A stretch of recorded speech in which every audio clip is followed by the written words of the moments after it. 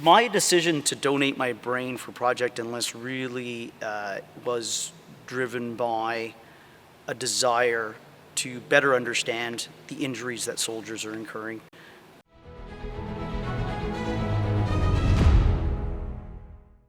We started doing explosive forced entry or explosive breaching and getting close to charges and detonating them with us being quite close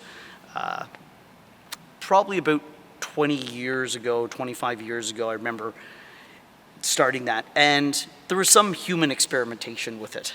Like, okay, we'll set the charge up, we know the physics of it, but we should be safe here. And we're always trying to get closer so that you could have good tactical effect.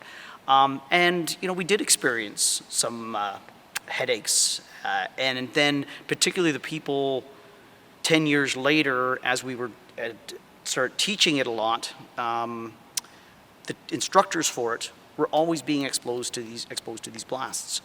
And so I started advocating that we should start measuring the number of blasts and the amplitude of the blasts for those instructors.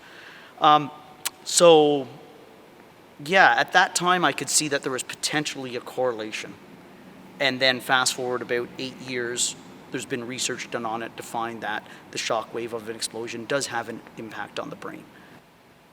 I've been passionate about the topic for probably about 12 or 15 years because I could see the impacts that it was having on my soldiers, or potential impacts.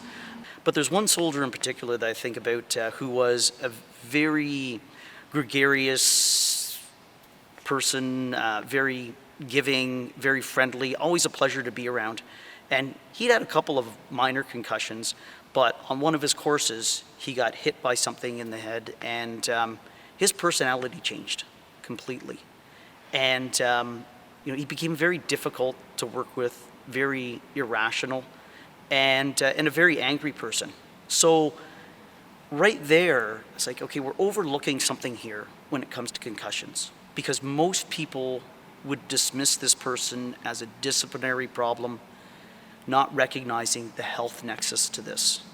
And that's when I started reflecting on the people who over time their brain injury has developed with the mild traumatic brain injuries, the mild exposures, the repetition of explosions, that, yeah, guys get to a point where their brains become overwhelmed and their personality starts to change.